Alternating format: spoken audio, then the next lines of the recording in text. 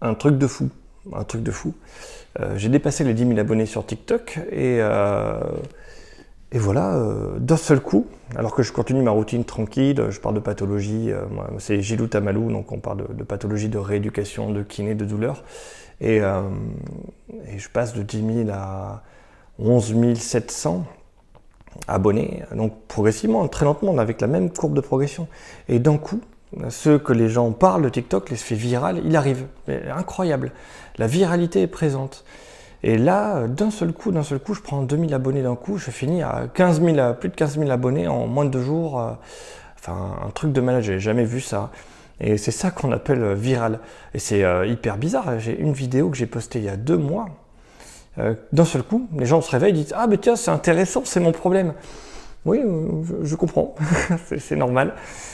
C'est un truc classique, ça parle de la migraine, mais tout comme les autres pathologies, en fait, c'est des pathologies qu'on trouve très souvent. Hein. Il y a beaucoup de gens il y a des millions de gens qui ont mal, de trucs très basiques comme le mal au dos, le mal de genou, l'arthrose. Mais d'un seul coup, il y a une vidéo, tout le monde veut la voir. Tout le monde la regarde et je prends, je sais pas, tout le monde... Voilà. Je deviens genre, je passe de ouais, TikTok c'est cool, je suis passé en pro, c'est sympa, je sais pas ce que ça veut dire, mais on va le découvrir. Ah, mais il se passe quoi? Ma vidéo passe de 80 000 vues à 600 000. Et je suis là, un truc que j'ai posté il y a 2 mois, je comprends pas. Donc voilà, c'était pour témoigner ça. C'est aussi des archives pour moi, pour comprendre un peu ce qui s'est passé, me souvenir de ce que je fais. Hein. J'ai fait mes premières 2000 vues, les premières 500 vues, j'ai fait des petites vidéos comme ça qui parlent de ce que j'ai mis en place ou quoi. Là, c'était assez bizarre, c'est que, je sais pas, j'ai l'impression que c'est la somme du travail que j'ai fait en fait de changement. J'en parlais hier avec ma compagne. C'est que on a des copains, ils sont sur TikTok, ils sont sur Instagram, ils sont sur les réseaux en fait, hein. Mais ils font toujours les mêmes formats de vidéos, toujours les mêmes formats de vidéos.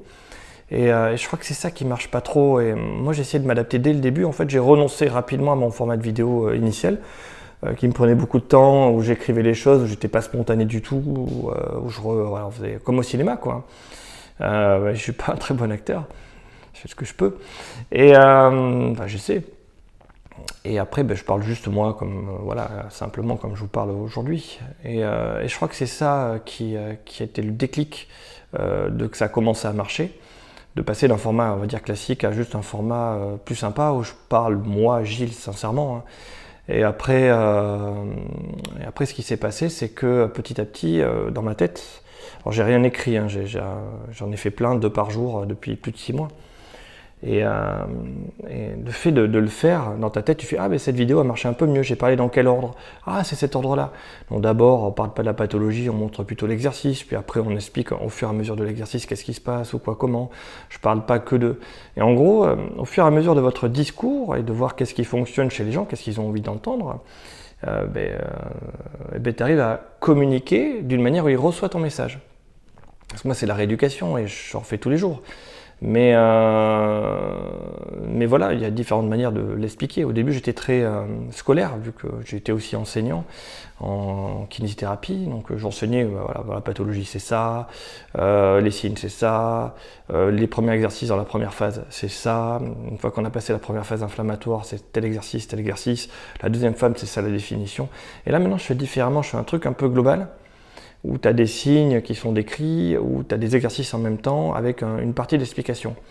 Alors moi, dans ma tête d'enseignant, où c'est très carré, c'est un peu le bordel. Mais en même temps, c'est un format qui parle aux gens. Et direct, on part sur du pratique, avec un exercice par exemple, avec des signes de la maladie. Et après, j'essaie de donner quelques explications et surtout les postures à prendre. Donc je pense que c'est ça qui plaît, Enfin, ça c'est pour vous aider. Qu'est-ce qu'il faut faire plutôt ?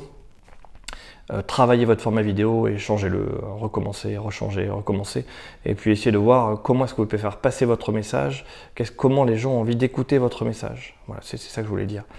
Mais je comprends toujours pas pourquoi cette vidéo est devenue virale.